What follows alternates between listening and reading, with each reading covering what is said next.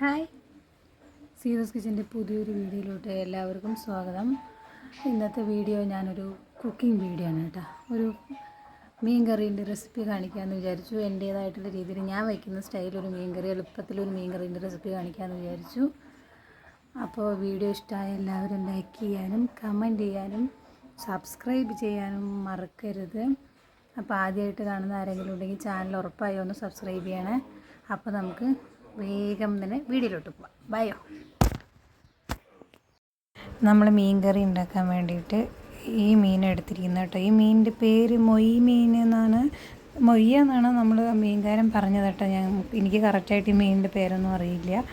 അപ്പോൾ നമുക്ക് ഈ മീൻ അവർ തന്നെ നമുക്ക് മുറിച്ചൊന്നതൊക്കെ ഒന്ന് വൃത്തിയാക്കിയിട്ട് കൊണ്ടുവരാം.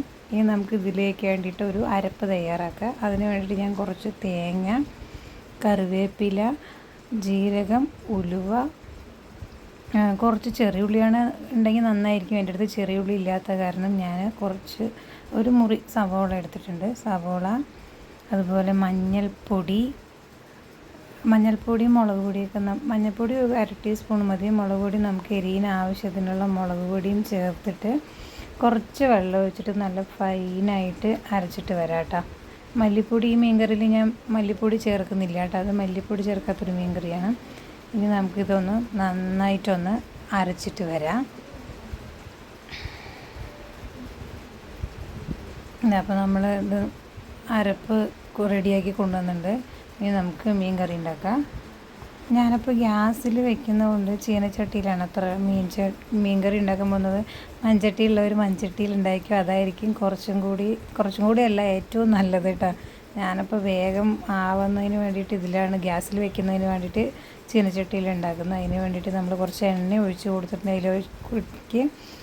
അതിലേക്ക് കുറച്ച് ഉലുവ, കറിവേപ്പില, വെളുത്തുള്ളി, കുറച്ച് കാന്താരി മുളക്, പിന്നെ കുറച്ച് ചെറിയുള്ളി അരിഞ്ഞത് എല്ലാം കൂടി ഇട്ടിട്ട്, ചെറിയുള്ളി എല്ലാം സവാളയാണ് കൂടി ഇട്ടിട്ട് നല്ലോണം ഒന്ന് വഴറ്റി കൊടുക്കുക.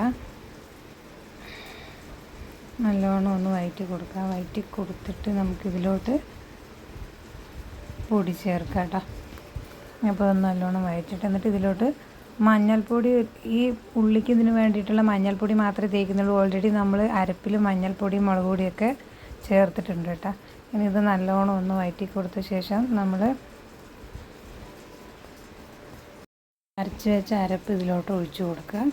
എന്നിട്ട് അതിലോട്ട് കുറച്ച് പുളിവെള്ളം കൂടി ആഡ് ചെയ്ത് കൊടുക്കുക കേട്ടോ.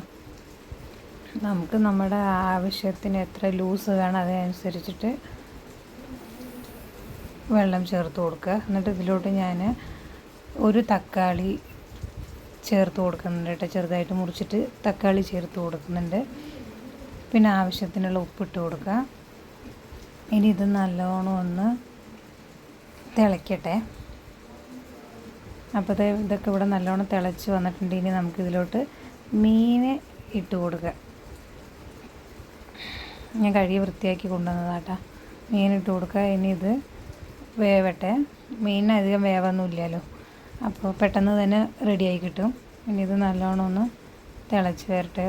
ഒരുപാട് ഫ്ലെയിം കൂട്ടിയിട്ടുണ്ട് കേട്ടോ. ഒരു മീഡിയത്തിലിട്ടാലും മതി.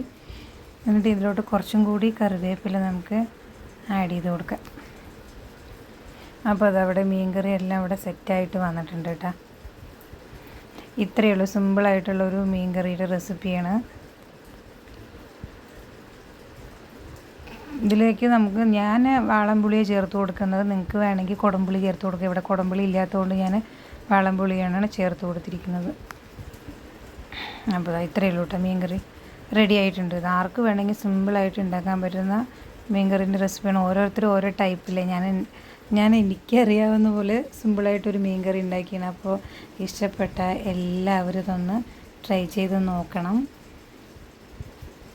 അപ്പോൾ ഞാൻ ഒരിക്കൽ കൂടി പറയണേ, ഇഷ്ടപ്പെട്ടാൽ ലൈക്ക് ചെയ്യാനും ഷെയർ ചെയ്യാനും സബ്സ്ക്രൈബ് ചെയ്യാനും മറക്കരുത് കേട്ടോ. നമുക്ക് സബ്സ്ക്രൈബർ വളരെ കുറവാണ്, അത് കാരണമാണ് ഞാൻ സബ്സ്ക്രൈബ് ചെയ്യാൻ മറക്കരുത് എന്ന് പറയുന്നത്. അപ്പോൾ ഇത്രയുള്ള പുതിയൊരു വീഡിയോ ആയിട്ട് വീണ്ടും വരുന്നത് വരെ എല്ലാവർക്കും ബായ്.